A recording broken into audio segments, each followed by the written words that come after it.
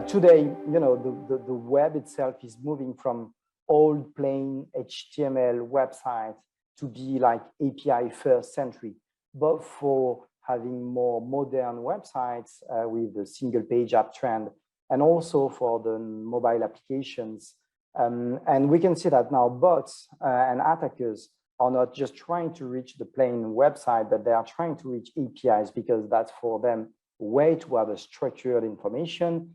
It's easier to understand, to reverse engineers, and they can target more specifically the login section, for instance, the account creation or the cart.